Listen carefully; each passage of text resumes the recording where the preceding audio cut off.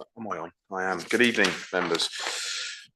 Right, we will run through the formalities to begin. Welcome to this evening's meeting of the Biggleswade Joint Committee, the first of 2025. Happy New Year to you if this is the first time I've seen you this year. It feels a bit late already, but I don't think there's a moratorium on it, so I will roll with it. Please be aware this meeting is being filmed by the Council and can be viewed on the Council's website. By attending this meeting, you have deemed to be consented to be filmed and the use of these images and sound recordings for this meeting. Can I please remind all members and members of the public? I was just going to say, sorry, this is a public meeting. And is that it? Okay, no, that's fine. Not to disclose any personal information of an individual, as this may infringe upon the rights of that individual and breach the Data Protection Act. Members are also reminded not to disclose confidential information, including those of an individual or organisation, that may result in a breach of confidentiality rules. In the spirit of democracy and inclusivity, I wish to encourage all members here to take part in discussion during the debate. Naturally, I am sure members will be mindful that constructive debate is in all of our interests. I ask you all to treat one another with respect, courtesy and dignity at all times, and this includes when listening to others, speak as well as responding to any points raised during the course of the debate. If I feel at any point a member is not treating others respectfully, I may interrupt the debate to address. If you wish to speak, please raise your hand. Avoid repeating any points that have already been made by another member. Could I also request that you ensure your microphone is on and in front of you when speaking and to turn it off when you're finished. Welcome once again. First item on the agenda, apologies for absence. I can see Nick Gurney has sent apologies and I have an apology from Councillor Whitaker as well. I think all town council members are here. I have not heard from Councillor Watkins or Councillor Howe on the CBC side. Is Councillor Howe with us online, Catherine? Sarah Hughes is just Okay. Grant's just raised a good point. Do we need, as a matter of standing orders, do we need 3 from each side to be quorate? It's not to be quorate, it's if we took a vote. So we can still have a meeting and discuss issues, but we couldn't take a vote, a formal vote. I would ask for a vote if we're happy to proceed on that, but we can't, can we? Touche. We will proceed on that basis then in that case. Are there any other apologies that we're aware of, please? No. Super. Any declarations of interest? Item 2, please, Duncan. Non-pecuniary, item 15B. Thank you. That's noted. Any others?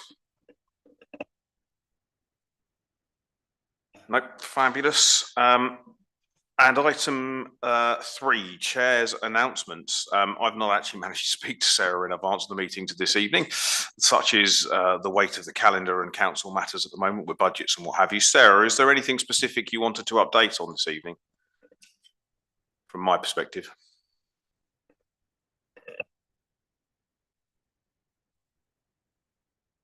Fabulous. I will use the liberty, however, of just double checking membership.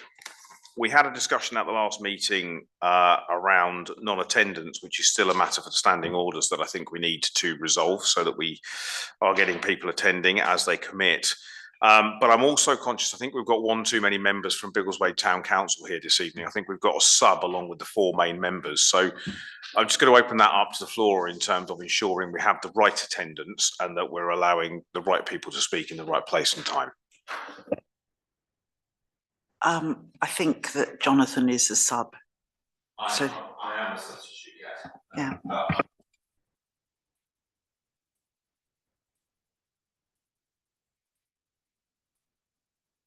I don't think it's a problem with being here. It's just if we can't move to a vote anyway without 3 central beds, but if we could, subs obviously can't vote.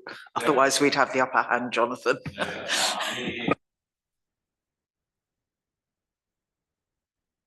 Thank you. Sorry, Grant, did you? I was going to say from the CBC side, and I should give my apologies for last time because I thought the meeting had moved its date, which is why I wasn't here, but it hadn't. I think we need to have a review on the CBC side of who is actually supposed to be attending this meeting from central beds, because I think I can't remember the members who are listed, but I'm pretty sure the only in-person attendance that there has been at Biggleswade Joint Committee since the elections in 2023 are from myself, yourself, and Councillor Whitaker.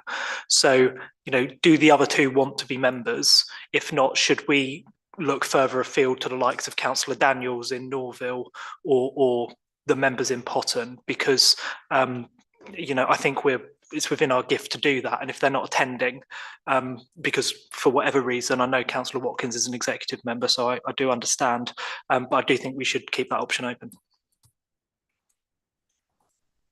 So.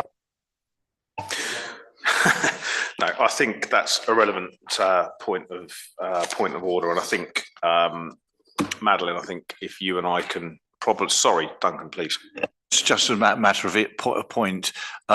Is attendance by remotely attendance or otherwise for the purposes of being quorate for the meeting and for voting purposes here? Because I think that's the other thing. Members may think that they're attending by Zoom is acceptable for purposes of making it quorate and representing the appropriate body, but I think they do have to be physically present in the room for those purposes. So that's something to be borne in mind in your discussions, please. Again, I think absolutely relevant point of order. You can attend by Zoom, but then you lose your voting rights. So you're in attendance, but not formally in attendance. And I know from Councillor Howe's perspective, he spends a lot of time working away during the week. It's very difficult to expect him to drive home from Liverpool for an evening meeting, for instance. However, that does impact attendance and voting rights. So again, I think, Madeline, it's something we need to pick up and talk to members about going forward. I think part of the issue might be for, if people aren't attending, to ask one of the subs to attend, because Paul Daniels is a sub, so he could attend if he was notified. Yeah, I agree. Typically, from an oversight and scrutiny committee perspective, I would expect the members to work amongst their relevant groups, parties and/or alliances to get cover. And I'm not certain that's happening here either. So let's take that offline. But I agree. I think we need to be quorate, right? Please, Gary. Just asking, do we really have to ask councillors and explain to them what they need to do? I'm very surprised that they don't know what to do and that they should be coming or not coming or letting other people know.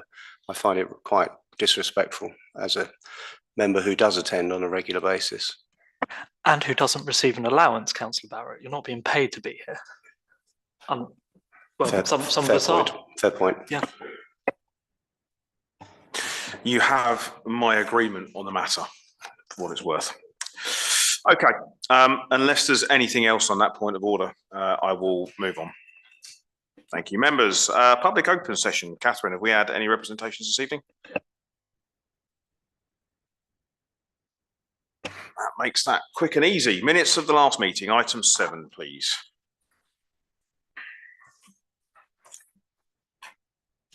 Chairman, I think you've missed out item 6. You are right. You're right. I did. Apologies. Racing through the agenda. You're right. Updates from CBC and BTC councillors. So I will open the floor to a show of hands. Don't all come rushing.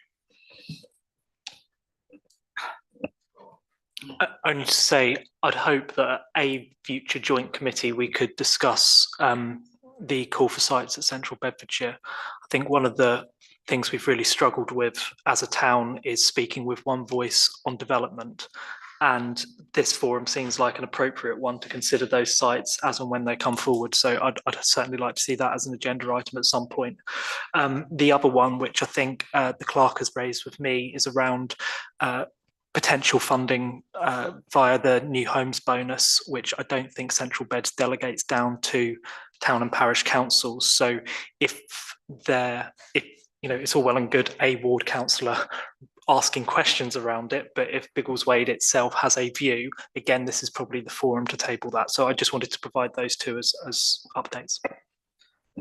Thank you. Any further comments on that?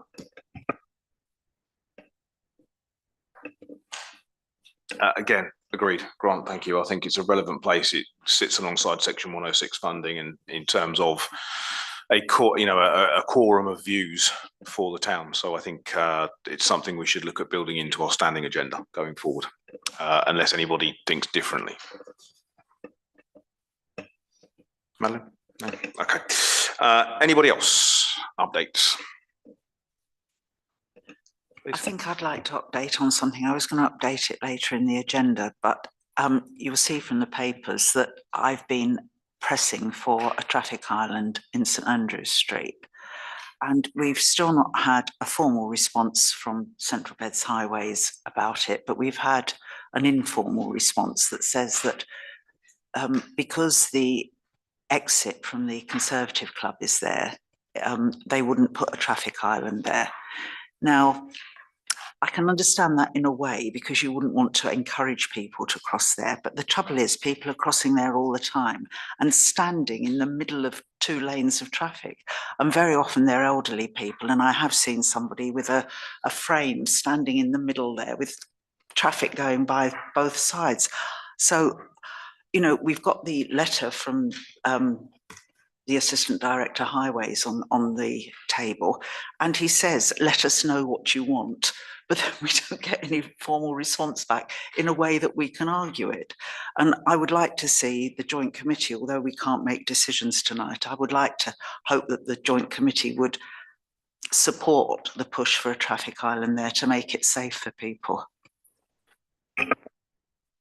Thank you, Madeline. Duncan? Yes, just following on from Madeline's point, what used to be county highways didn't actually come out smelling of roses when the Sun Street Junction was being dealt with many years ago, because they did say that it was impossible to have a mini roundabout there. As everyone will be aware, there is a mini roundabout there and it's perfectly feasible, which the town council fought for at the time. County highways wanted traffic lights. So because the highways say something, it doesn't mean that it's impossible. So I think that could be borne in mind in our discussions when appropriate. Thank you, Duncan. Anybody else on this matter? Difficult. I think it's appropriate with this matter, although obviously the agenda item is councillors' updates, and I'm a co-opted member, not councillor. But from memory, I had to send my apologies to the last meeting, but the previous one in July, I'm fairly sure there was a resolution that this item would be extended to include updates from co-opted members as well as councillors. And I just note that that wasn't carried through on the agenda either for the October meeting or this one. So just thought I'd point that out. Thank you. Catherine, could you make sure we carry that? Thank you.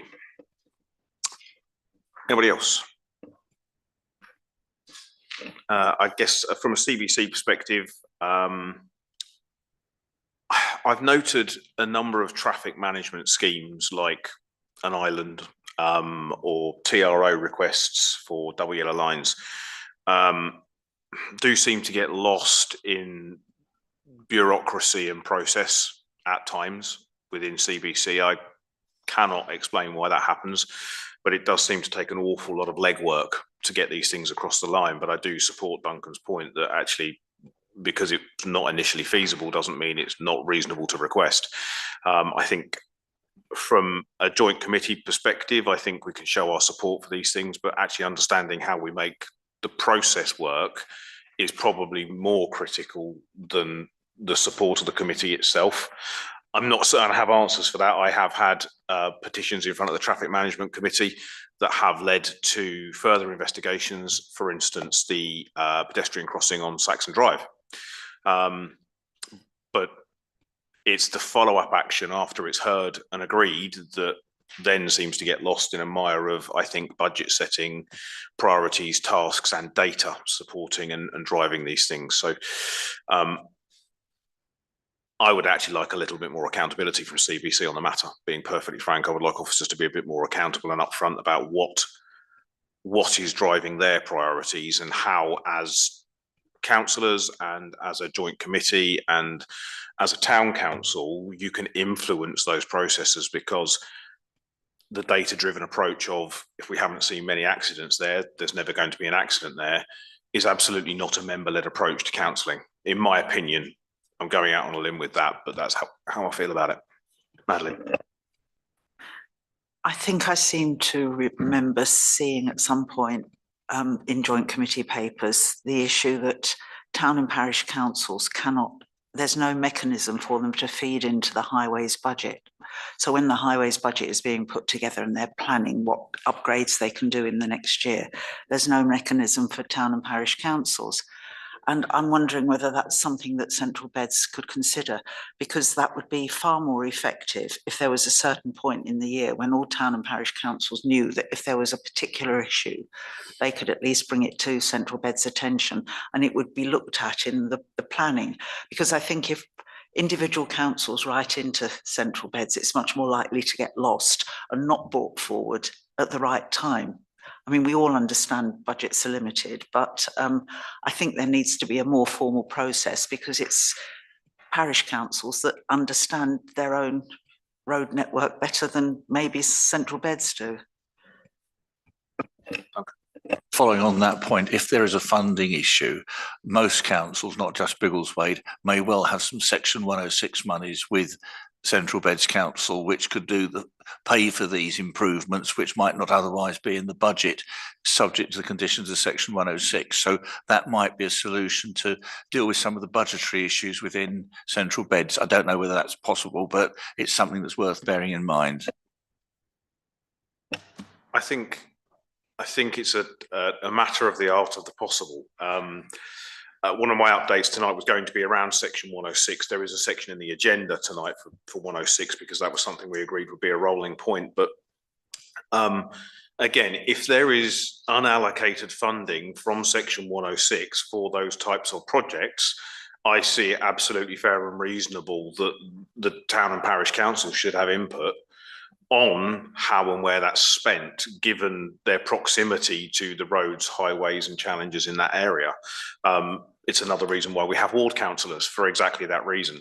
I'm just sometimes bemused about how that could feed into the process, but that's something I think we could resolve to write to the exec member of highways and ask for guidance on how that could be done going forward. I suspect the response might look something like, well, we can't have all the town and parish councils sending us a menu of requests every year. Part of me suggests why not? So if we're happy to resolve for that, I will happily write to the exec member and ask for a response. If we're in a position to pass a resolution, we'd happily move that, but I think we're slightly snookered tonight. Yeah, we're a little bit stuck, but yeah, it's one of those. I think it's a question that needs to be asked. So I can do it formally, or I can do it informally. So yeah, on the Section 106 perspective, from my view, have you had your Section 106 briefings as yet? We've had previous training in 2024 in the sense of access, but the latest briefing is in about 10 days from now. So yes, but I'd like to talk some more about that when the opportunity arises. Thank you, Peter. So member briefing, I don't know, Grant, did you have an invite to that?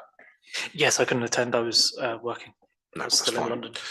So I was working as well, but I kind of dove into the links in the back end and had a good look. And effectively what's happened is all of that data has now been pushed through to a Power BI dashboard that allows you to cut the data a little bit more visually, which is quite useful. If you're into your data and your analysis, it's not that useful because it hides rows and hides columns, and then when you lift the data out, it's then really difficult to build any form of analysis on it. So it's not, personally, it's not my favorite way of doing it, but the information is there and it is back out in the public realm where it should be. And obviously I would encourage anybody who's not been to one of the briefings to go, because it's been a year missing, which I just don't think is right and proper, but it is where we've been and it is now available again. So if you know where to go on the CBC website, it will be live in the very near future.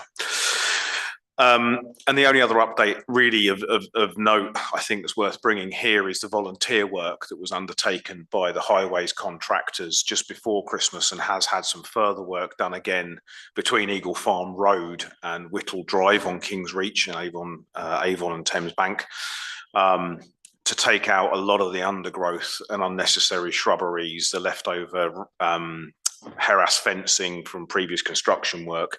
That has massively improved visibility through that alleyway. using it regularly, I've not seen much in the way of nefarious activity down there since that happened, because it does just open the line of sight through the bend down there. The school have not reported that I'm aware of any further safety concerns or safeguarding issues since that incident after the summer term last year. So I'm hoping that is a change that will be warmly welcomed by anybody who uses that route, because it's not always been fun to walk through there, particularly after dark and at certain times of the day as well, given who was frequenting it. But that was done by a team of volunteers as part of the volunteer hours. And I know Sarah was part of a team that put all that together. So they certainly have my thanks for that work in that area. Nothing else from me. Grant, was there anything from CBC perspective from you? No. Okay. We will actually then, in that case, move on to item 7 instead, in the right order. Thank you for your patience, members. Minutes of previous meetings. If we've had chance to review, again, we don't actually have the quorum for me to sign them, which is a really interesting position to be in. But we can agree with the members present whether or not we see them as a factual and accurate representation of the previous meeting, please. I wasn't there. Or was I? I move we accept them when you sign them when we can. Thank you, members. There's no discrepancies point jumped out from me from the last meeting.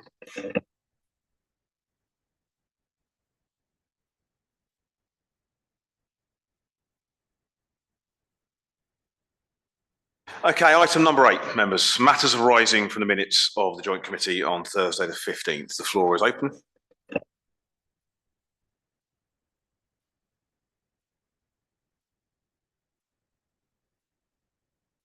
Adeline? Councillor Whitaker talked about the freight strategy and Drove Road, and the Town Council, Councillor Alban did take that forward to the Town Council, and we have objected to Drove Road being part of the freight route now that Baden-Powell Way is open. Yes, perhaps I should belatedly declare a personal interest because I do live on Drove Road. We'll add that in. Thank you. Matters arising, item 5F on page 8. There's reference to the Salamanca group being invited to this meeting. Were they unable to attend, or will they be coming to another meeting? Karen? Thanks. My understanding is they'll be coming to the next meeting. I think it's in April. Yeah. Thank you.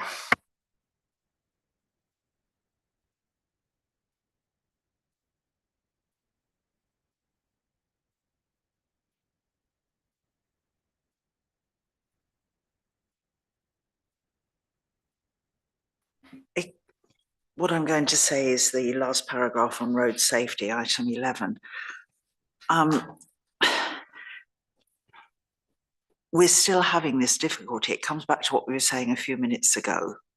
And perhaps it can just be noted in the minutes in whichever item, but it's noting road safety concerns and asking CBC officers to look at them. And in this, the minute says to attend joint committee. Well, the Assistant Director Highways has sent a letter, but as I said earlier, it's still saying you've got to tell us what the issues are. And when we do, we don't get anywhere with answers. So I don't think there's much more that we can do, except that perhaps go back to the Assistant Director and say it would be appreciated if he could come and talk to joint committee about how joint committees and towns and parish councils can feed into highways planning. Does rather bring us back to the point raised earlier, doesn't it? Is how do we feed into those schemes and those matters? Grant? Well, we are consulted as ward councillors, and I say consulted. I'm perhaps going a little far with my language there. We are given a view of potentially what will be prioritised in the next sort of 12 months. And I'm trying to remember when we are again, I'm going to use the word consulted on that. I think that should be upcoming because I can't remember whether it's a financial year thing or otherwise. So I think actually it's partly down to ward councillors being proactive and making sure that we engage with town councillors to make sure that we're picking up on the right on the right areas.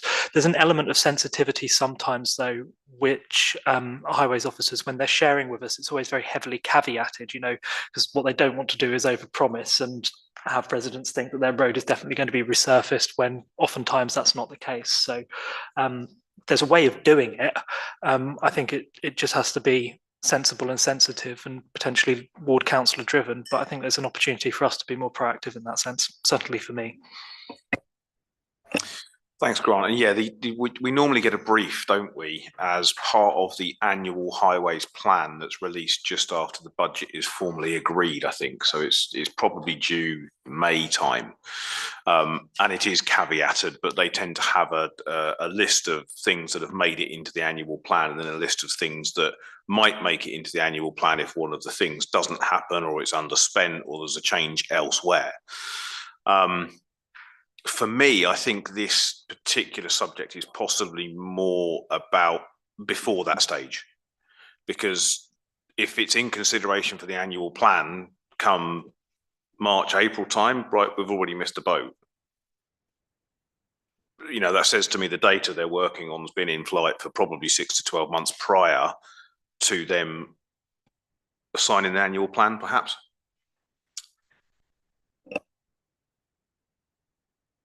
Also, if their data's that good, why don't they tell us which roads they're going to resurface in 2, 3, 4 years' time? It's, I think, a fair comment. So I know it's all subject to budget, but the reality is, when I say consulted, we are informed of what the data shows us, and we have some visibility over that, albeit somewhat packaged up. And I'm not saying I ever got to see the raw data, but there is a balance here, because if every town, parish, ward councillor were consulted on this, it would be a case of he who shouts the loudest ends up getting the most resource. And that's where we've got to be very careful as well, because we could end up with Biggleswade being hard done by if others shout louder or make a better case. I think you mentioned proactivity. I think there's a desire for us all to be more proactive and try and get the information and things like that. But as Councillor Russell says, if you are proactive and you're not getting the information back, it just sort of defeats the object in the first place. So I think, you know, we need to sort of help try find some way of developing better relationships, not just processes, about how we do these things.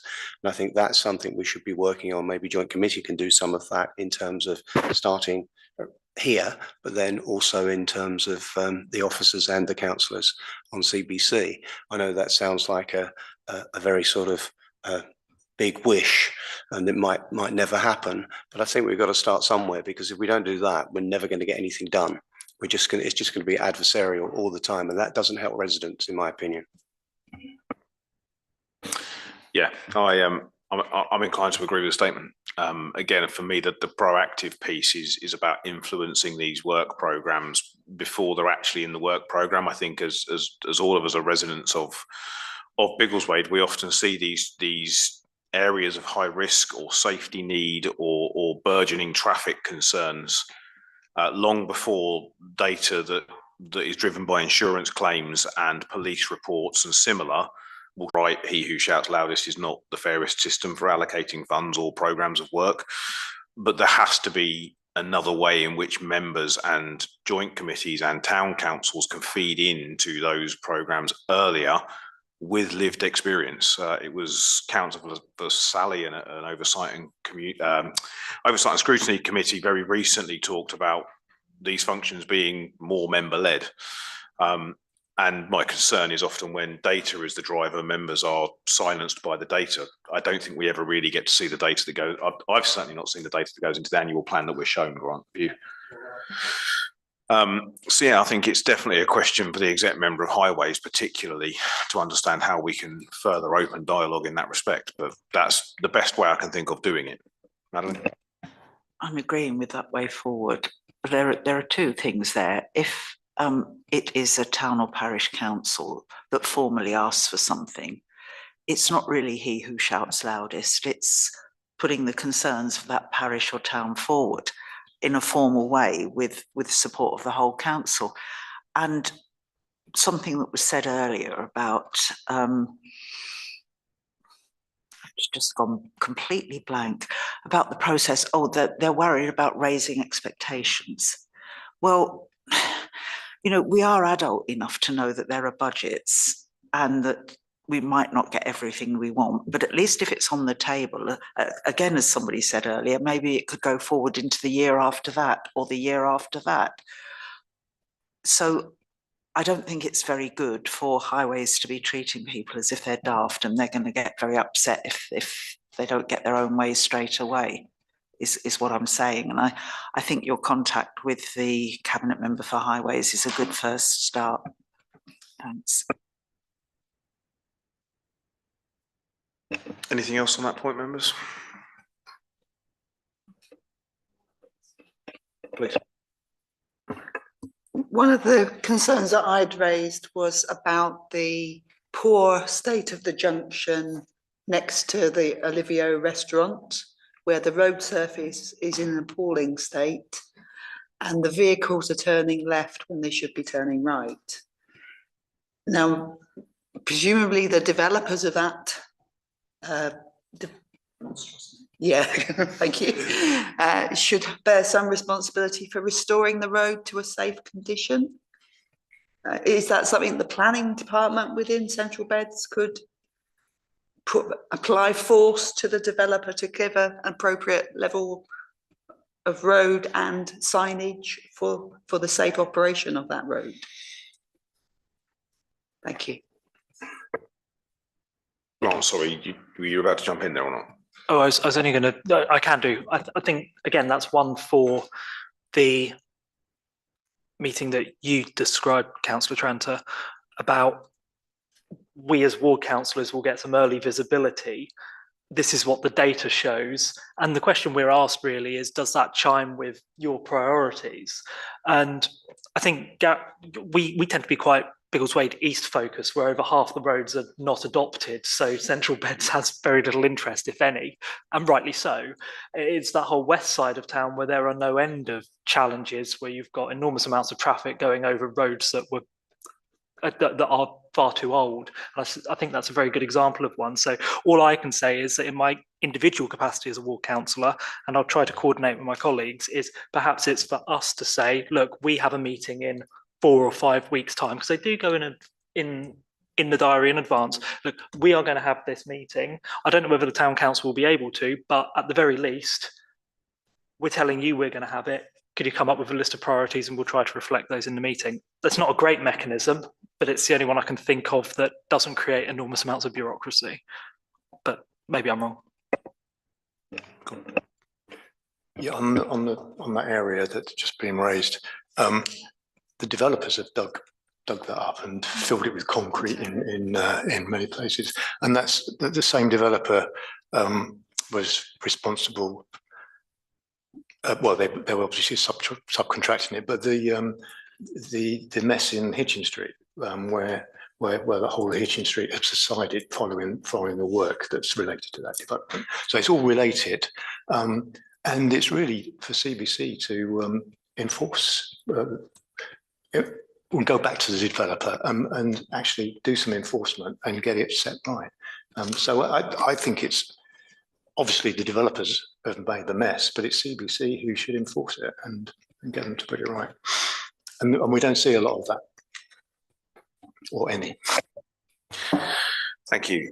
So that was going to be my feedback, because I think planning enforcement at CBC have a role to play here, particularly when that sort of damage has occurred, or planning is not adhered to particularly.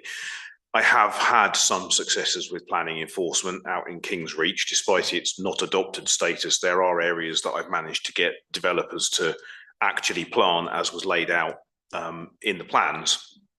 because there are huge areas that they just kind of left and didn't put any of the necessary trees or shrubberies in, which was just criminal. So, but it can be a long process. Planning enforcement was part of what we did to get the bins put back in Central Square in King's Reach as well, because the developer was just not listening to reason. So it can work, it is lengthy, but I think where there is a cost, and this has been raised at oversight and scrutiny at Central Beds, I've heard this talked about in the past, planning enforcement should be holding the developers accountable for the damage that's occurred and the completion of schemes in a proper manner. Again, typically the way that works from my perspective as a ward councillor is if I'm aware of it or a resident raised it with me and I can see from planning documents or lived experience that something's not right, I will simply email the planning enforcement department and ask them to investigate. They're quite responsive, but again, there is only a handful of them is probably one of the biggest challenges. And we cannot expect them to be out in the communities. There is a degree of responsibility on us as residents, as well as councillors and council members, to help them see where this stuff needs to be done and needs to be managed. So there is a bit of a two-way street with that one. In that case, I don't know whether anybody's raised a planning enforcement request. I don't know if anybody in the committee would either.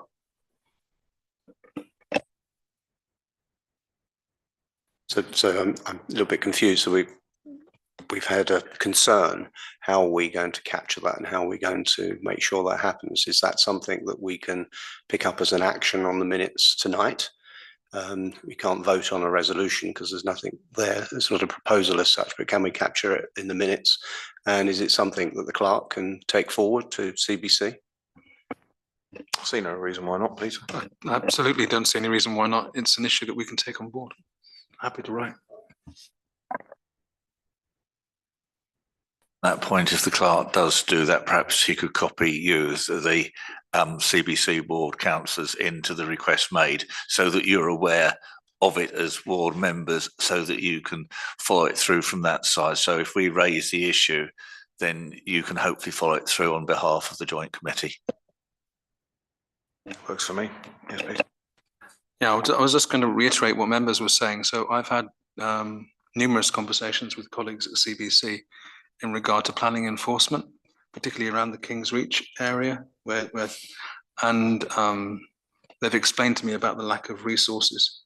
Yeah, it's a big challenge connected to that, and I'd agree with what you were highlighting there. The road is in an awful mess. Thank you. If that's minuted, then any other matters arising for item 8?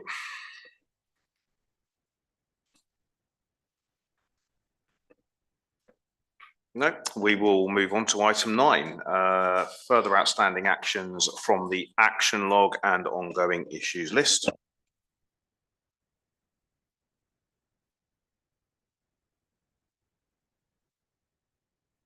I will kick off by passing our regards to our clerk on the action log, because this was something we resolved to bring to life probably only 6 to 9 months ago, but it does help keep us honest and it does keep us on point. And you can see from the list of green that there is stuff being followed up on. So as frustrating as bureaucracy can be at times, it does prove that we are moving the needle, albeit slowly in some areas. So thank you, Catherine, for the work you do with that.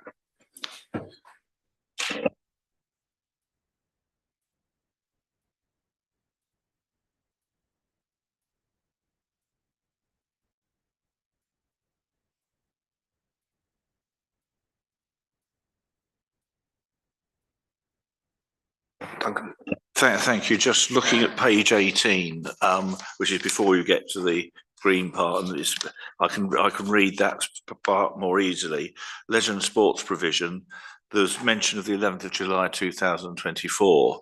Have we actually had an answer to that request concerning the historical decisions regarding the land transfer to the private owner? I'm not sure that it's obvious from these papers. I may have missed something in the latter part, but certainly there's a hole there at the moment.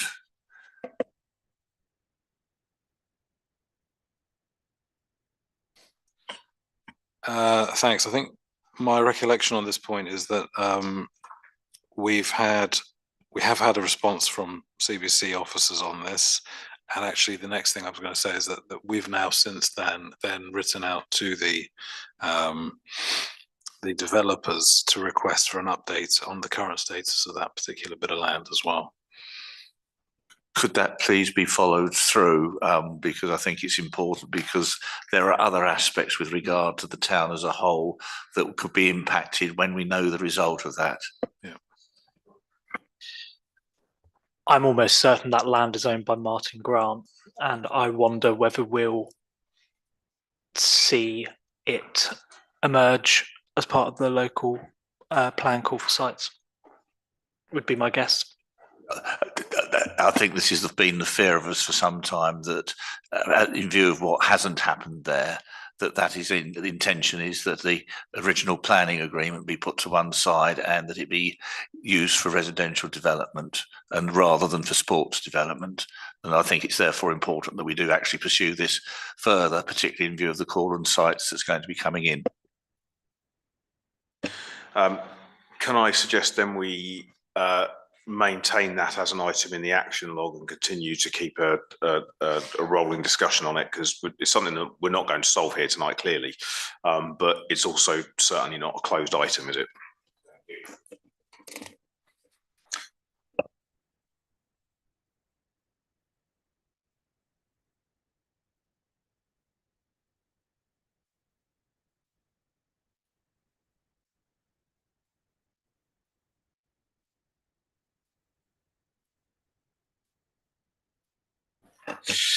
I am aware there's one yellow item still left on here under the Highways Task Force around notifying the LGA about issues in the reporting system and highlighting the need for change. I did write to the LGA on that basis. I've not had a response yet, but I did write to the LGA on that basis. And we'll leave that orange until we hear something back. But again, I think some of this feeds back into that wider discussion for the exec member of Highways about how we're interlocking and feeding back on these matters. So I think we're kind of bringing those points to a head nicely in the way we approach it, as slowly as that may feel.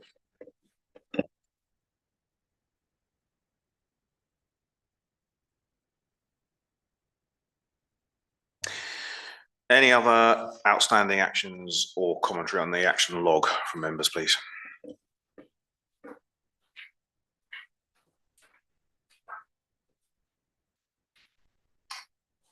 We will move that item forward then. On to item 10, road safety. Members to receive and consider a response provided by Gary Powell, to which I think you've mentioned briefly tonight, Madeline. Who will be taking this one, please?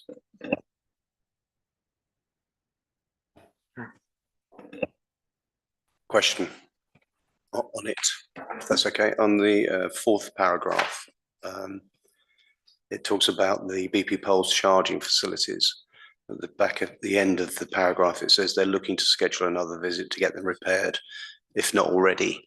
I've just written in the column when, question mark. They have been repaired and they're all working currently. Yeah, but it was sort of middle of November before they were restored. So.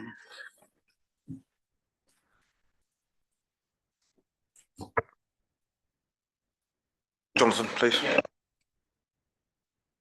Sorry, just a couple of points really. First one is they're kind of linked in a way, but the first one is around about the parking near schools at drop off and pick up times. The town council has recently had, I think, correspondence around the Biggleswade Academy situation, which we objected to because it felt it was too much in favour of I guess the sort of cars and everything else, and obviously that slightly contradicts some of the things that obviously the council are putting in their own letter. They're sort of pushing forward potentially where the parking and parental drop off is at the academy in this instance, but at the same time trying to discourage it. So I think some sort of consistency there would be helpful. And I think the second point I wanted to raise as a broader road safety issue is we could do with a lot of the road markings in the town, particularly ones near schools, repainting. The one on the bulk, for example, which covers Lawnside Academy, is almost so faint it's unreadable, and I think that would help with parking, particularly mile an hour signage, but also the zigzags and all that sort of stuff. It's very, very faint. So I think if that could be corrected, that would go some way, I think, to helping with the parking and the congestion issue as well. So, some of that is in CBC's gift to solve, as well as it, perhaps pushing it onto the community. I accept that, but I think there are things that they could be doing as well. So if we obviously can't have a resolution this evening, but I have contacted Councillor Watkins about road markings. I've not had a response yet, but if we can, I think as a group, as a committee, I think it's something that could be, particularly within schools, that could be taken forward. I think that'd be appreciated. Thank you. I just wanted to raise, because it's a relevant point. At the end of the day, road markings and signage are not going to stop those who are dead set on doing the wrong thing, but they are at least a good visual deterrent for the majority, I think. But there is a space and place within Fix My Street, I believe, to raise such matters for the highways team, and clearly road markings and repainting fall within the highways OPEX budget. Again, there is a prioritisation on these things, subject to budgets and similar, but generally, if it's raised there as a ticket, it will be investigated. So again, I don't know if that's been done or raised as yet. And particularly in both of those cases, it's not in my ward, so I won't receive an email to tell me if someone's done it, but CBC ward councillors for the West would, if someone has raised a ticket in that area, get a notification to say it was at least being investigated. But again, it's kind of urging that way of engaging with the process is Fix My Street, whilst frustrating in some ways, will ensure those things are at least seen at a first point of contact. Yeah, I wanted to comment on the second paragraph. So it's parking on double yellow lines, and I wanted to raise the issue of pavement parking. I know that's been talked about before, and I think you need signage before enforcement can take place. But I believe that's not the case if there are double yellow lines there. So I think if there are double yellow lines there, then pavement parking can be enforced. So I just wanted to raise that and see if that is actually something that Central Beds does enforce, or if they can resource it. So my understanding is that yes, if it doesn't matter which side of the double yellow line you're parked on, if it's a double yellow line, you can't park there. My understanding of that is born of having seen cars being ticketed as a result of the TRO in place on Planets Way and Venus Avenue on King's Reach specifically. I'm not saying that the officers frequent there any more regularly than anywhere else in Biggleswade, but I have seen that happen there because people tend to use the grass verge, the other side of the curb. They still get tickets. So I do believe that is entirely enforceable and should be enforced. Again, I think the travails of the parking enforcement situation at CBC is well documented and painfully understood. Again, there is an email pot where you see persistent issues that you can email. I get regular emails from residents telling me that they've emailed parking enforcement and asking for assistance in that respect. So again, I would urge people to utilise that email address to raise awareness, because typically what will happen is they will dispatch officers not on the spot clearly, but they will send a team out in that area if they know there are persistent problems. So that is another way in which it can be handled.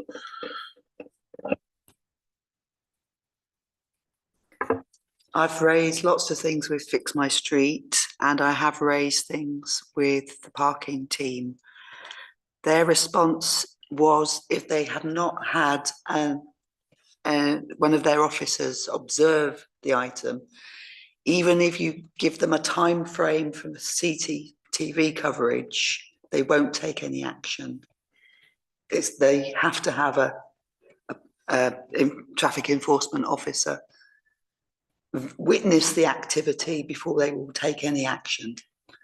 And then we don't have very frequent visits of traffic enforcement officers to the town. So hence a poor response.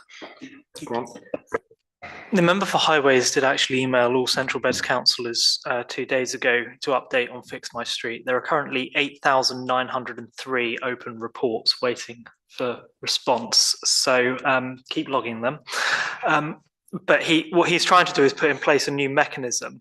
I only read this email quite briefly and I meant to come back to it this evening, but let me forward that on to members and officers, because I think there's going to be some extra scrutiny about some of those cases that have been outstanding for 6 months or more actually coming to council committee, whatever committee that may be. I need to have another look at the email, but he is trying now to get on top of those historic cases, because clearly the number keeps going up, and that's not where the council wants to be. So I'll forward that email on. Yeah, I would hope that that's not 8,900 different incidents. That's some of them maybe for the same one, and I'd like to think that they have some software that is actually sorting them into the right areas, so that the amount of things they actually have to look at is only in the hundreds rather than the thousands. But maybe that's not the case. The email doesn't specify. You're right to raise that, Grant. I'd forgotten about that email, but it doesn't specify where they're made, and there could be duplication. But don't forget, Fix My Street does cover road markings, potholes, fly tipping, and a whole myriad of other issues for highways officers as well. So there is definitely more to it than just potholes. But the number is correct, 8,903 unanswered tickets at the moment, which is, I'm glad, has the attention of the exec member, because it wasn't that long ago we changed the contractor at CBC, and I do recall as a result of that changeover there was again a well publicised point where years worth of aged tickets were effectively closed. I don't think we should be accepting of that being what happens given a new contract and funding in place, right? As part of that email response, it'd be nice to know what their hit rate actually is. So if there's 8,900 and they're able to handle 50 a day, that equates to a calendar amount, and then starts to even point to resources and things like that, which we know are under pressure. So I think there's more investigation needed around that number. I don't know if, Grant, you were going to, or someone was going to respond to that number to say something along those lines. There's quite a few numbers in this email. Whether you can unpick that, I'm not sure, but have a little look. I've just forwarded it to you, Councillor Barrett. So there will be questions, I'm sure.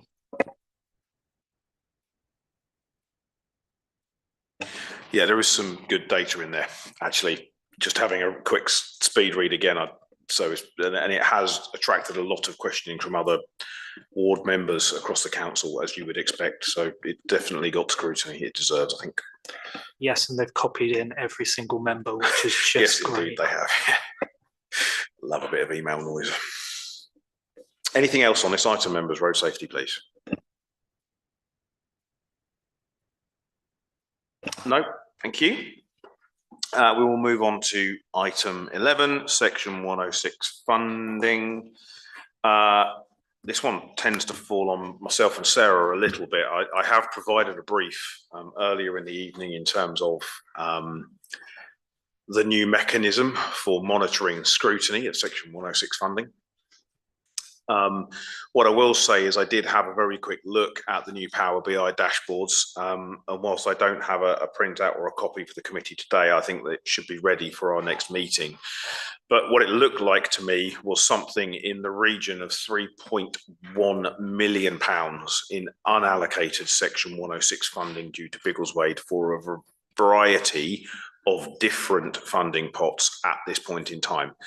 That's quite a backlog. And of course, some of that will be subject to funding gateways. So, for instance, housing developers having completed 50% of their development before the funding could be released. There will be an awful lot more detail to that, which I don't have to hand. That's one of the things I will be scrutinising in terms of my ward, probably with a bit of help and work with Grant as well. But that number does appear to be accurate in terms of what the dashboards are putting out there at the moment in unallocated funding for Biggleswade. So that, again, is another reason why I felt when we brought section 106 to joint committee as a matter of monitoring is why it's important, because this quorum of people has a really good handle on where we have needs, and section 106 funding is one of the few areas where capital revenues are available. So I will open the floor for any other questions on section 106. I was just going to say, sorry, is that Sarah trying to come Yeah, in? sorry, I've have popped my hand up several times, but I'm not sure how if or how I can be seen. But I can confirm that we do have following the member briefing that's been referred to, we do have an online session for all town and parish councils on the new section 106 parish reports, and that's on Wednesday the 22nd.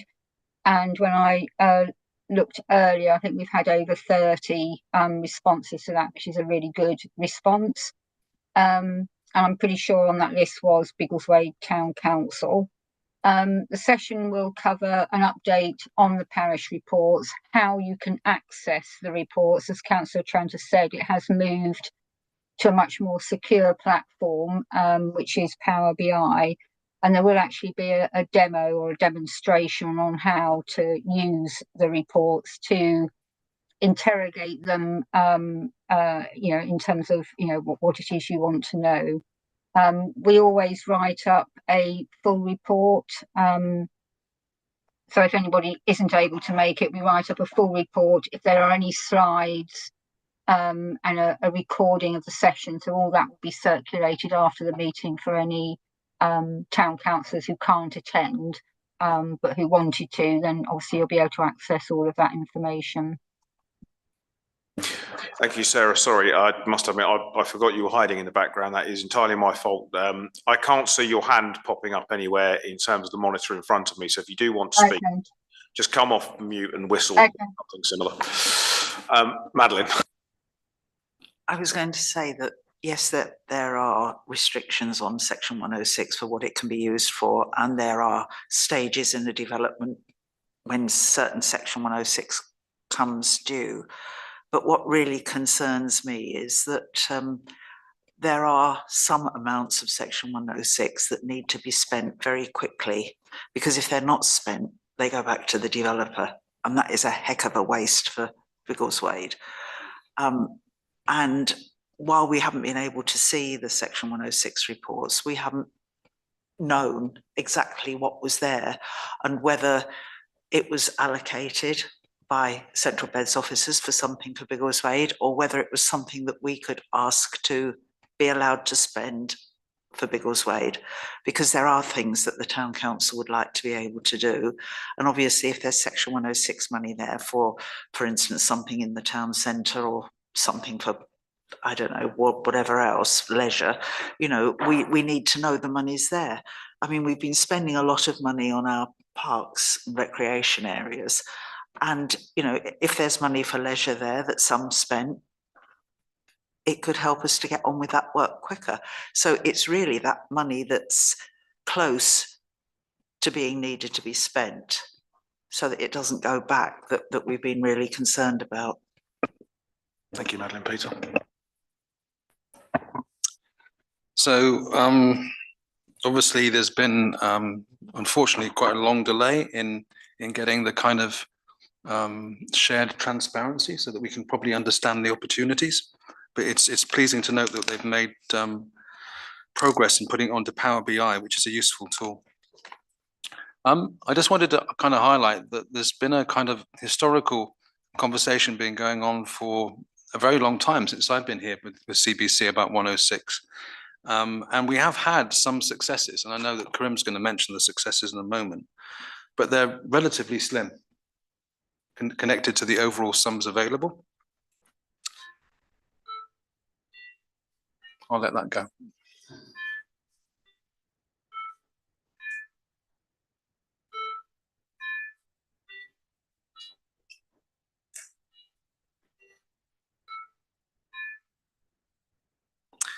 So one of the things that we tried as a different approach was that we would write to heads of service, highlighting in detail the outcomes of the conversations that have happened with the town council and members to give them a really detailed, accurate sense of our overall projects that we're delivering over the next few years.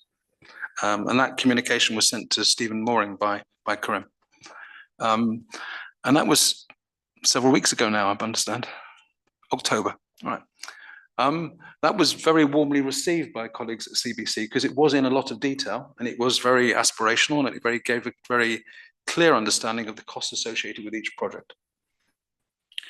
It was our hope that that level of detail, as well as being warmly received, would then be actioned in the sense of advising us where these projects might land, whether or not they're connected to individual opportunities, how we might progress this going forward. We do now have a regular interface with Stephen and other colleagues associated with this, but we don't seem to have a clear sense of direction of travel. And that would be nice to have, particularly bearing in mind the level of detail we were able to share. So this kind of joint planning bit that we're encouraged to do, and we very much opt for, doesn't seem to be showing dividends as yet. The second thing I just wanted to highlight was, and I think it's really pleasing to note that we've got another training session, which Councillor Fage was talking about there, that complements the stuff that took place in 2024. Unfortunately, between 2024 and now, actually accessing the data and understanding it's been a massive challenge. As much as we've now got Power BI, I think actually what would work better would be the lead officers who are responsible for particular aspects of 106 to have regular interfaces with the town council and to get into the detail and actually be highlighting to us, you just mentioned the figure of 3.1 million, to actually say to us, okay, this is an opportunity, this is unspent, it connects to X, what have you got, how can we fill that space? That's the type of conversation that needs to happen, I think. It's that kind of two-way communication, highlighting opportunities, and then working together to make sure that those monies are spent and don't go back to the developer. Yeah, I agree. This is a matter of urgency now, actually. I'm just looking. So when the Section 106 reports were taken offline, I may have thrown a bit of a paddy and asked for everything related to Biggleswade. So I have a PDF. It's a couple of months out of date now, but looking through this, you know, I'm not saying my blood is boiling, but it feels like it at times. Bus stop feasibility study, that was £30,000. That was spent before March 2024, and £125,000 on the sustainable transport corridor, which we all enjoy, was also spent before 2024.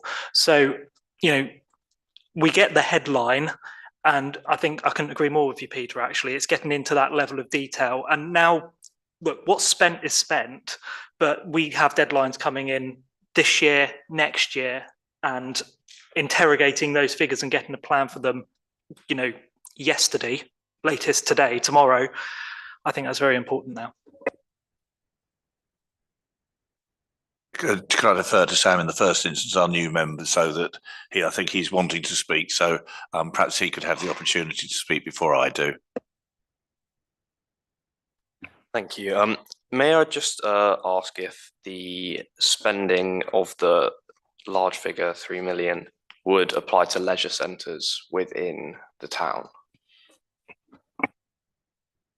So the answer to that question is, as you would expect, not that straightforward. But if the funding had been allocated to leisure as a category, but then not allocated to a specific project, then yes. But if, for instance, there was a chunk of money that had been allocated to spending on roads or road safety, that could not be moved from that pot and spent elsewhere. So it has to be allocated specific to leisure to be applicable to the leisure activity. But I believe, and again, I've only done a quick scan of it because it's only just been made available to ward councillors as well. But I believe there is some funding for leisure in there, but I don't have the specific detail. Sorry, were you going to come in on that point, Grant? Yeah, I was. There's 235,000 uncommitted for Saxon Pool. And there's various pots for a 3G pitch totaling, I can see one in front of me for about £90,000, and then there's other little pockets as well. There's quite a bit. It just comes due at different times sometimes, and like Councillor Tranter says, is tied into one specific project. Yeah. Sam, did you want to come back on that? Yeah, so with Saxon, is it registering my interest if that is something that's applicable to me? Yes, probably worth it. Okay. Noted. Yes, thank you. Yeah, I would like to add that a lot of the facilities in Saxon Gym are in disrepair. I'm aware of people coming in to fix the machines themselves because it is getting to the point where it is that bad. Yeah, so I would encourage that we follow that up. We have, sorry to interject, it is on this point, we have £12,000 uncommitted for Saxon Gym, and a further two lots of £12,000, both uncommitted for Saxon Gym. Both we're in time to claim. So maybe it's a good opportunity. Maybe that's a good tester. Should be quite straightforward to do gym equipment compared to a 3G football pitch. So maybe that's something we can pursue as an action. Duncan, sorry, I will come to you, Peter, next, but conscious you've been waiting. No, just on, it's been mentioned that Section 106 agreement runs out and can go back to the developers. From the information that I think's been received, that already received, that's been assimilated to a certain degree, but not in detail, is I believe there's about £100,000 to be allocated by July this year and to be spent by July this year before it goes back to the developers. My concern is that 100,000 could do a lot of good for the benefit of Biggleswade. And could we please find out what the situation is exactly with regard to that money, so that we don't pay it back to the developer and it can be used for the benefit of Biggleswade? Yeah, absolutely. Sorry, Peter, conscious you've been waiting. Yeah, I think all I was going to say was to reinforce what Councillor Fage was saying here. I think I'm aware of the structure of how CBC deploy officers connected to 106 and the individual spend leads associated with it. What seems a little bit unclear sometimes is how those officers are being managed and deployed, and how that interaction takes place, and who's responsible for ensuring that those monies are offered and put forward to any agency that might wish to take advantage of them. So I'm trying to understand that kind of cascade process of who's actually managing those spend leads and making sure that interface takes place, and actually how practically we can make a difference to engage as soon as possible, because it's key that it actually has to happen soon.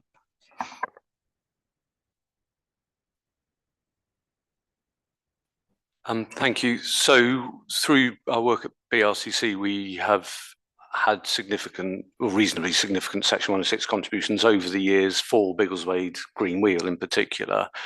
And something that, whilst I have had success in securing and spending that, an area that I'm still a little bit in the dark over is these spend by dates, because sometimes it seems that, yes, literally, if the money has not been properly fully spent by that date, then you risk losing it.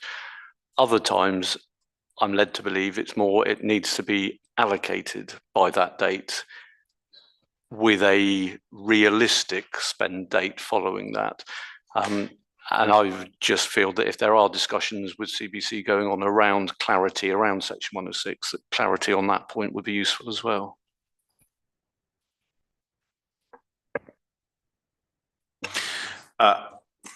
I've always felt, if you'll allow me just to wax lyrical for a moment, I've always felt really strongly about Section 106 funding, because it is one of those mechanisms by which residents really do benefit from the spectre of new build and development. You know, it's not something we all always welcome, Land North, but I do think it's one of those backdoor mechanisms by which the residents do get real benefit, because they come as part and parcel. And one of the things that drove me to standing for election was a big part of, we cannot and should not allow that money to be returned to developers. It does not sit well with me on any level. So when the reporting disappeared, I was quite dismayed because I was making a pastime of checking what was due to be allocated and what wasn't. And I agree, Peter, I think sometimes it's difficult to understand the mechanism between unallocated funding and decision-making and where the accountability lays. I wonder, given Grant feedback on the sums that are sat for Saxon, which is a centre and a huge part of our own health and wellness plan within Biggleswade, right? That presents an opportunity for us to write to the team responsible for Section 106 funding and the leisure team as well, and understand what is in planning and how do we influence that, and what discussions may already have taken place, perhaps. I think we just need to look at the whole 3.1 million first. Yes, I agree there's some priorities with some money that's been mentioned, but I think we need to just get a real handle on that 3.1 million at ASAP and understand what's in there, whether it's in leisure or whether it's other parts. I think if we start to look at specific parts now, it may divert us away and we may lose things that we didn't realise were coming up to an end date. Just on that point, I appreciate that we need the overview, but with the July figure date in mind in particular, we need to kind of focus on that as a matter of urgency before we do the overall strategy. Certainly we need to do that, but we need to make sure we use that money. According to my report, and I've just checked, there are 3 lots of money coming due in 2025 and it appears to be committed. Everything appears to be for this year. If I might come back, in that case, if it is committed, perhaps we could be told what it's committed for. That would be helpful. Yeah, I don't want people to feel that I'm being negative about this, but the opportunities are so massive. We need to get this right. It's just too big an opportunity. So I've just written down a regular structured interface. So I want to try and understand the process, who manages the process, how we can move forward and what the timelines are associated with it. And we're always keen to work in partnership with our colleagues at CBC, but this is a conversation I've been having probably for 3 or 4 years now. And certainly we've achieved some success, 70 to 80,000, I think, if that's not right. But 70 to 80,000 as a proportion of 3, 4, 5, 6 million is small fry. And actually, when you look at our budget for the new year, when we are making grant applications for other institutions other than CBC, our success rate is pretty darn good. So the process exists, the enthusiasm exists, but the realities aren't coming out the other end. And it concerns me that those individual letters to individual officers are not showing dividends. You just don't see the management of it. Sorry. Sarah, are you still with us? Yes, I am. Yes.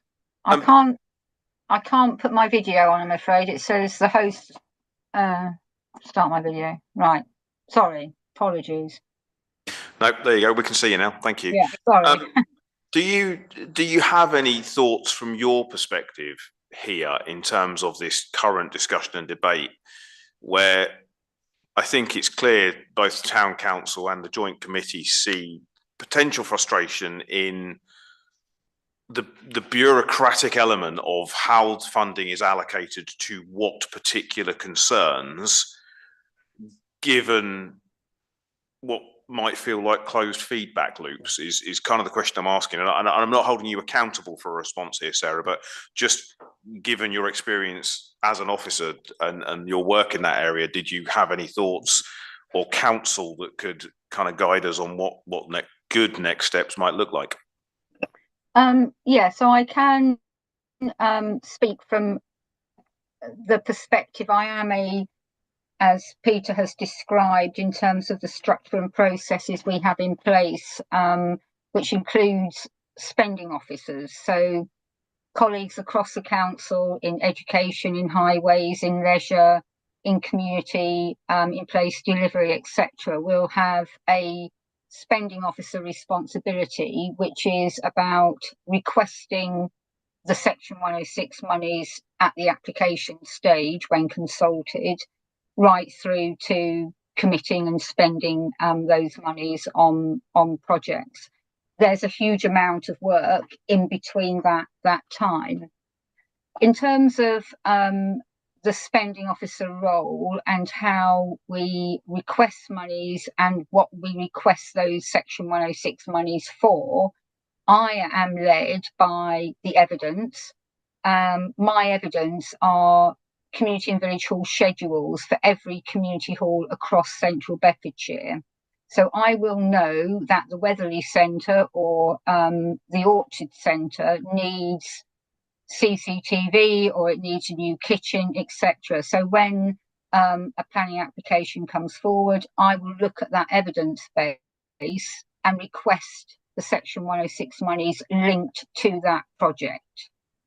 Now I know from the I think Councillor Farge is looking at a PDF. I haven't got the Power BI report open at the moment, but I think there is a very small amount of community facility money sitting in that pot. And the onus, you're quite right, is responsibilities on me to reach out to the town council and seek, further advice on how that 11k that's remaining, could be spent. I know colleagues in leisure work in a very similar way, so they will use the leisure strategy, the 4 chapters of the leisure strategy that cover, open space, indoor, outdoor sport, etc. That is the evidence base they will be looking at when they have an opportunity to request Section 106 monies. So the example earlier, they request money for indoor sport, which is obviously for all the leisure centres, and that's what is in the pipeline to be spent on those facilities. I think leisure also are responsible for requesting money for cemetery provision as well.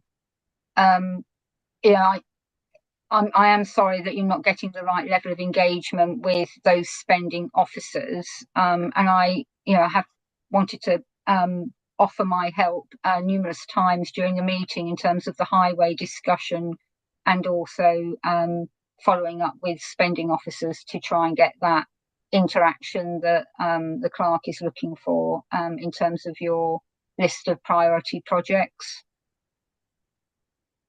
Thank you, Sarah. I'm happy for Catherine to note that and take that forward because I think it could help. Peter, please. Yeah, thank you very much for that. It's helpful and it kind of reiterates our understanding of the process. I've been here, I think, 4.5 years, roughly speaking. I'm probably at a loss to remember any conversations with pipeline opportunities being identified to me. So okay. I think that's a definite opportunity to try and move forward on. And it gets a sense. I mean, I don't know whether that's unusual for Biggleswade, but it doesn't feel like the process is working. And it might be almost because of the way it's managed, I think, at CBC, it doesn't feel like it's federalized. It feels like it's in a sense externalized to departments. It doesn't feel like it's being brought together and managed. Well, I can certainly take that away and I can try and facilitate a discussion with leisure colleagues in particular, because as I mentioned, the leisure strategy, they consult on aspects of on all aspects of the leisure strategy, and that is the opportunity for town councils and other groups to complete schedules, etc., which then gives the leisure team the list of projects that they can try and request Section 106 for. And the other thing I know planning colleagues want me to say is that Section 106 isn't just a general pot of money. It is secured in order to make a development acceptable in planning terms. And we do have to remember that. But I absolutely hear what's being said, and I will absolutely take that away and endeavour to facilitate a meeting with one or more of the spending officers that have been highlighted tonight that are of interest. I was just going to say it's up to officers how they engage with each other, but it certainly one of the challenges that I find as a Central Beds councillor is navigating this organisation. Like, it's huge, and it's very hard sometimes to find the one officer who you need in order to action a certain point. And so whilst one-off meeting might or might not be useful, I think, I was on the panel that employed Peter 4.5 years ago, and one of the reasons we employed Peter was because he has experience at principal authorities and is capable of building those relationships, I think, with senior officers at central beds. I think sometimes it is just knowing who they are for a certain item and knowing when that section 106 is coming available, so that town council officers who are very capable can go and have those conversations with central beds officers directly. That would just be my suggestion for how to facilitate that and make it as smooth as possible. But officers will know perhaps better than me. Gary. We discussed earlier on with section 106 that a lot of the monies are potentially available as a developer achieves certain things as they go about what they're supposed to be doing. And it doesn't feel as if at those points, those monies that could be available are then being mentioned to Biggleswade or any other council for that matter. And that's the bit that concerns me in all of this. I just worry that that's not working within CBC for some reason. The second thing is, can we just not have a list of the spending officers? We just go and talk to them all? It sounds a reasonably straightforward ask, Sarah, I think. Peter? Yeah, I mean, I think that's one sensible way forward, but it's not just a list of spending officers. It's how those officers are managed, how somebody ensures that that work is done. Because if this is an example of the process, then actually the process is that the individual spend officers reach out to their stakeholders and say, X is available. How can we engage with you? How can we ensure that it's being spent? So those two things clash together. The need goes out and the availability comes back. I agree with you, Peter. I think there's two parts here. I think one is that we need urgent action. So I think that could be achieved by finding out who the spending officers are now to resolve the 100,000 and other things that might have dates and things like that. Then there's a second element, which is to understand better the process and potentially improve it. And I think that's the second part of what we're trying to achieve here. And for the sake of clarity, Sarah, if I can just come back to you with one last question on this point. You mentioned the importance of the strategies and the consultation on strategies in terms of allocation and need with section 106 funding. So for the sake of the committee, how often, for instance, is it set out that the leisure strategy goes to consultation and the transport strategy goes to consultation and similar? Well, if I would prefer to speak just from the example that I know in terms of community facilities. So we last did a conscious update of the schedules in 2023, and we committed to ourselves that we would try and do that every 2 years. And we work, I know Cliff is in the room, but we work very closely with Beds RCC and the Community and Village Hall Advisor to do that piece of work. It does require some planning, as has been mentioned. It is, resource intensive to do it, but I owe a conversation with Beds RCC as to how we might manage that for 2025. But every 2 years, I will seek to update all those schedules on all of our community and village halls across central Bedfordshire. In terms of the leisure strategy, that is a much, much bigger piece of work. I think I've got an update tonight on one part of it, which was the open space strategy, of which there was survey work involving town and parish councils. So any information about open space and, proposals for doing things would have been collected as part of that consultation or that engagement process, and ditto for the other chapters in the leisure strategy. Thanks, Sarah. That's really useful, and it does once again highlight the importance of engaging with those consultation processes, because it does sometimes feel like there's an endless slew of them. I get that even as a resident, and I know some residents have no idea they happen at all. And other residents find engaging with them very difficult for a variety of different reasons. But it does also put the lens back on, actually, if officers are making decisions about such matters as part of those engagement strategies, then the more people engage with them, the more gets heard. So I do think it's another important point to make, that we are leaning upon those consultation periods when they come forward. Peter. Yeah, I totally agree with what you've been saying. So it's not one solution fits all. And obviously, we're all quite fairly familiar with 106 in the sense, get in early, understand what your opportunities are. People will then build it into the structure. You've almost then got a green light, yeah, to go when you're able to go. Equally, there are funds available that are not part of that structured conversation, which overflow, and we need to be aware of those so that we can get access to them. So I would evidence again what I said 10, 15 minutes ago. We've now given that detailed information to CBC at a head of service level, which crosses a whole breadth of levels of expenditure, on the assumption that that is then shared more broadly, and that CBC then come back and say, yes, this fits with X. Yep. Thank you, Peter. I'm conscious we've given quite a lot of time over to this, and the clock is ticking. So unless there's anything new to bring to that debate, I am going to close. Madeline? I just wanted to go back to what Sam was saying, and I'm not understanding, if there's £24,000 available, why that isn't being spent on the Saxon Centre now, rather than sitting there when we're being told that there's an urgent need.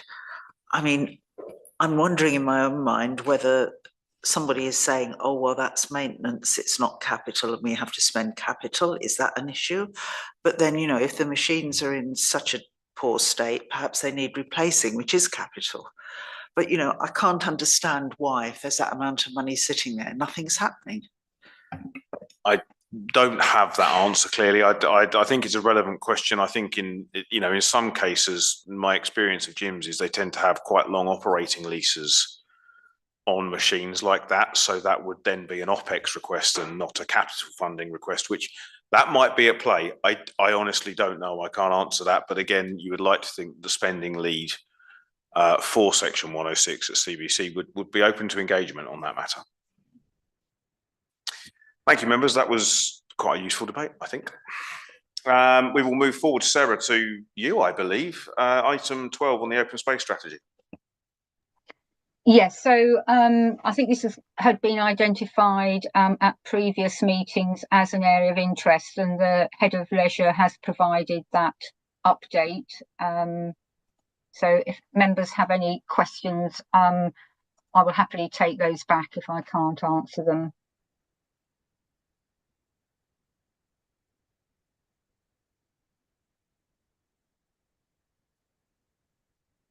I will dive in, unless I'm misreading it. Chapter 3, playing pitch strategy, got nothing underneath it, or am I misreading the report properly?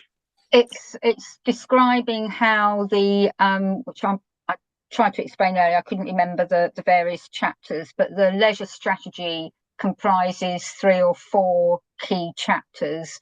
One is leisure facilities. Chapter 2 is the recreation and open space strategy. And chapter 3 is the playing pitch strategy, both of which chapters 2 and 3, both of which do work very bottom up, going out to football clubs, etc., town and parish councils to help develop those strategies. And your point about engaging in that and any consultations. That was a very polite way of telling me I had indeed misread it. Thank you, Sarah. Members, any questions? Madeline.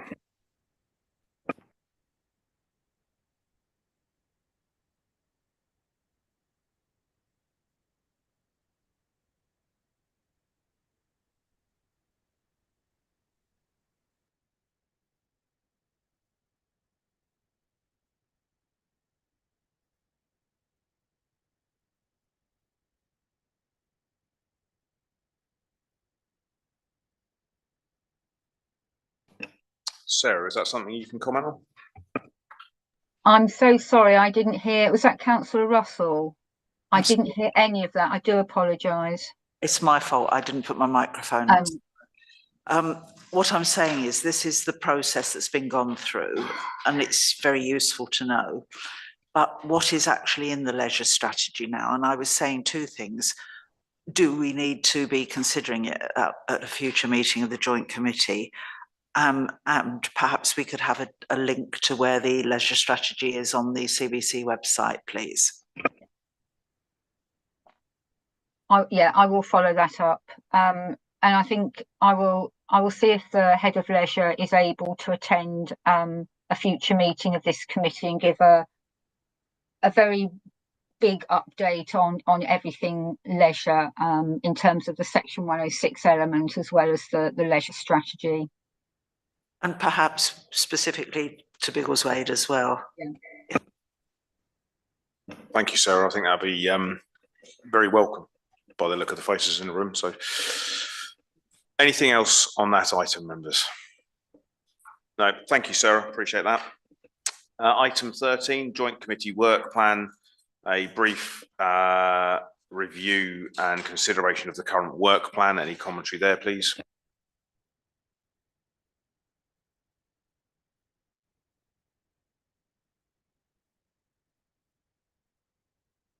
Actually, ironically, I think we have open space strategy in the April work plan. So, Sarah, you were in front of it once again. Thank you.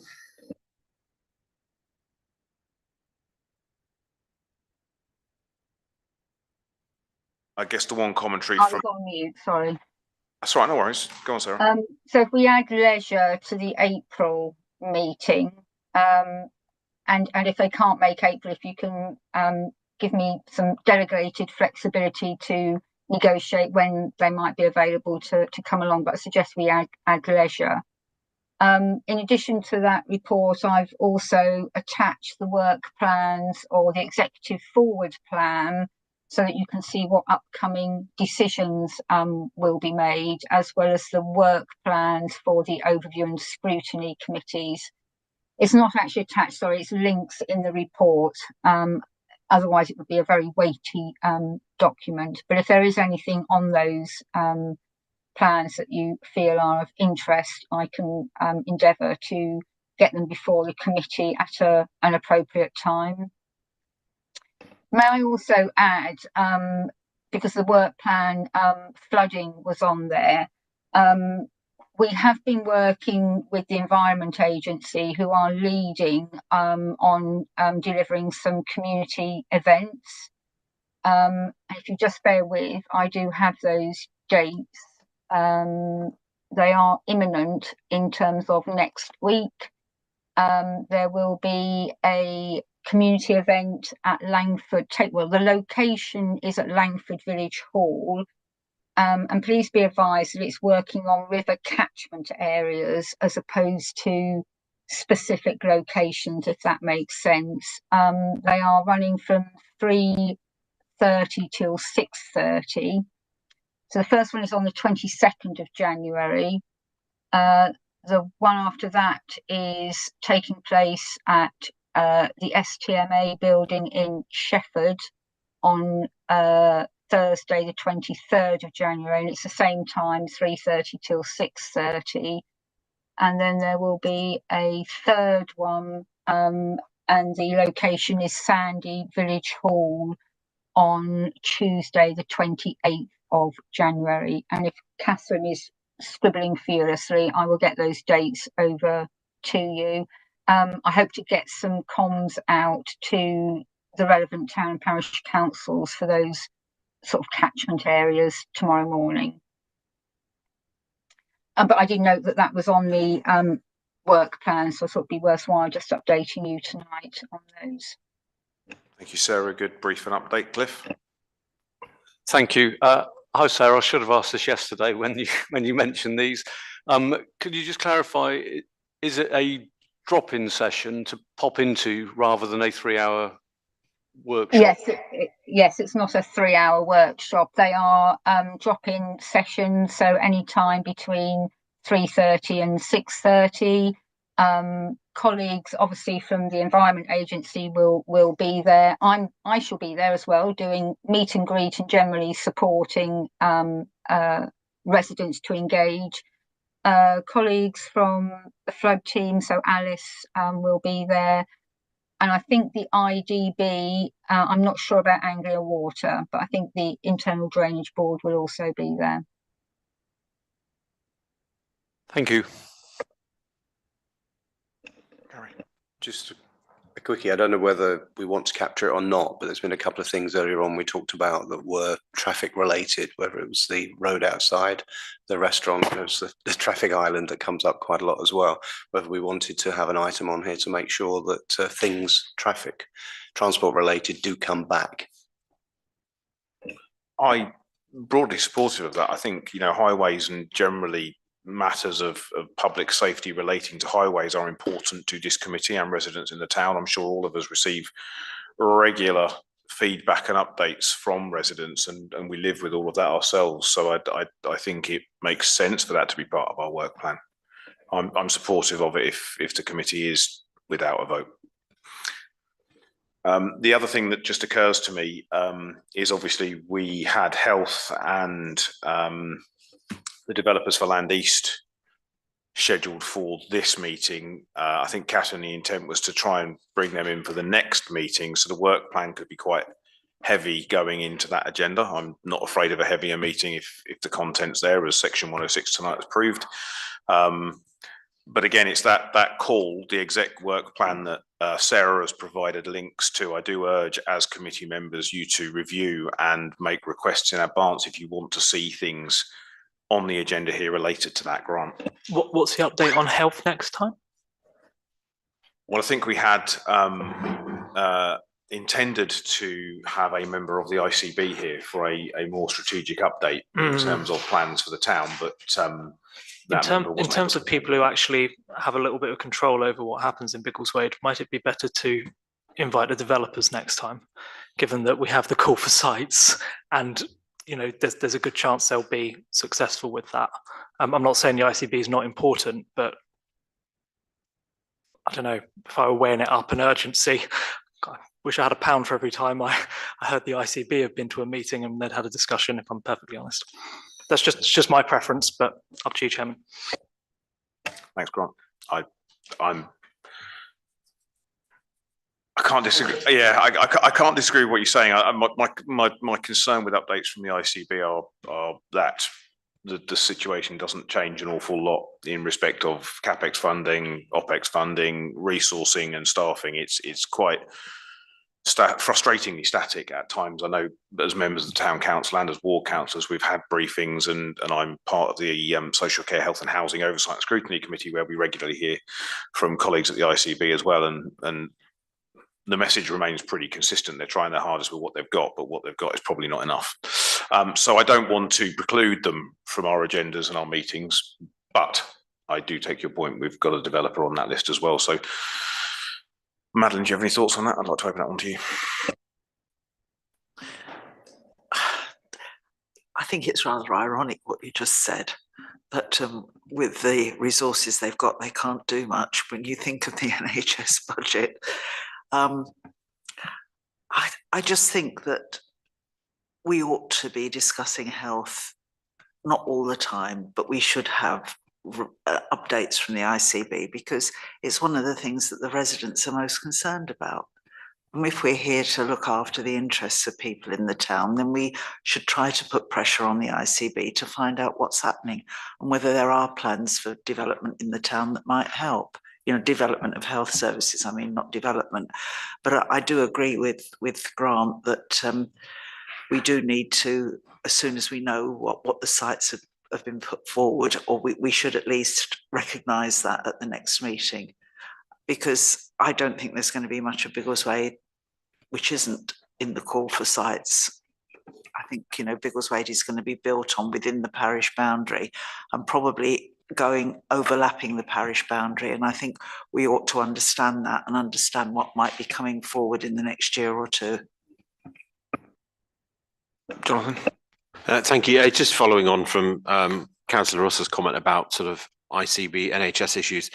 As part of that, of course, it's not just the health centres, it's the dentistry issue as well, which is becoming increasingly acute locally, and you know there are almost no NHS dentistry provision at all within the town. So that's another thing I think we can take back to the ICB. However, agreeing with Councillor Fage about, I think the call for sites and the development side is possibly a bit more of a burning platform, but obviously the ICB issues continuing, as you were saying, that it's a long running issue. But I do think dentistry needs to be brought into that conversation, as well as the sort of primary care in the health side of things as well.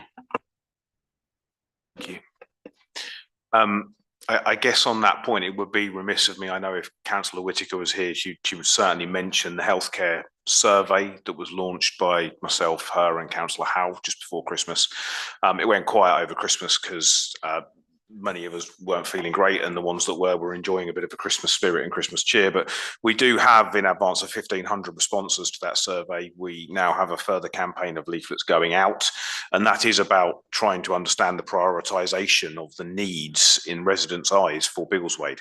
We know there's a need, there's lots of needs, but we can't fund everything. So the intent of that survey was very much to understand where we felt and where residents felt the most pressing issues were in terms of primary care for Biggleswade. The intent is to take the results of that survey when it's completed to the Social Care, Health and Housing Oversight and Scrutiny Committee, to be held by that committee at CBC and heard by members of the ICB that may be there. So that's unlikely to have happened before our April work plan, but possibly the next meeting beyond that, there should be some output from all of that that may give us some more to discuss. So further food for thought. What you just said, have we got dates forward for next year so that we can start to put, because the work plan doesn't seem to go forward into the new council year. So I'm just thinking we need to plan ahead, and from what you're saying, leave the healthcare till the meeting after next and do the call for sites results next time. To say, it doesn't really matter, but I'm a non-exec of an NHS trust, and once patients get to the point of meeting doctors and consultants, then the service is absolutely amazing and always has been and still is. The problem I think you're going to find in your survey is that it's the point of sale, if you like, at the front end that is the problem. And I think that's what you're going to find. And what we have found at this particular trust is that we're starting to try and treat the patient as a customer rather than an item in a process. And that's what a lot of trusts are doing. And a lot of the GP surgeries are doing it that way. There's a process they have to follow. And in that process, there just happens to be a name of a person. They've got to start treating them like a customer. We've come to that opinion, and that is making a big difference in the way they approach them. So I'd be really interested to see the results, but I suspect it will be very similar to that. I don't have the detail. Councillor Whitaker is collating in that respect. But so I did let her know that I have that background and information, but she has not followed up on any of that. Thank you. Yeah, look, the survey is being done in absolutely the best spirits and best interests. You know, the view of ourselves as ward councillor was very much, we can't fund everything. We can't ask the ICB to fund everything, and we cannot ask CBC to fund everything. But if we can have a clear line of sight to what really matters, well, if there's 3 things we can solve for instead of 20, then that's at least progress. And that's what we're trying to get to from that survey. So it was only, we had a market stall, and thanks to the team for the market stall. The response from the public was fabulous, and we were only really pushing it for 2 or 3 weeks pre-Christmas, and we got to 1,500, near 1,500 responses. So again, that push early part of this year, I'm keen to get really strong numbers. There's well clear of 25,000 of us, I would think now. So. And I've yet to meet someone that doesn't have an opinion on healthcare in Biggleswade. So I'd love to see all of them respond. I really would. Duncan. Just an observation on that point. I don't think it's purely about money. It's about attitude, and it's the point of sale. And I think we found that with a practice that used to be within Biggleswade, the point of sale was diabolical. And there were objections because staff were being abused. But I'm afraid that I think a lot of people found that the staff were actually rude and obstructive. That particular practice has improved considerably. but it is still the point of sale. And from a personal experience, I've found that they are much more flexible than they used to be, but you have to stand up rather than just say, accept the fact, ring back at 8 o'clock the next morning. If you persuade them gently, you can actually get the service. So it's not just about money. It is actually very much about an attitude and approach that when you make the first approach to the surgery, that is actually the key point. Money is not the sole answer. It's just the way that the patients are treated. Thank you, Duncan. Are we in broad agreement then we will move healthcare out by one meeting? We also need to agree to forward date the work plan as well and focus on the call for sites and developers for the next meeting. We will carry that forward. Good. Okay. So that brings us to the exempt session. I think, Catherine, unless I've missed another one. No, I haven't. Item 15.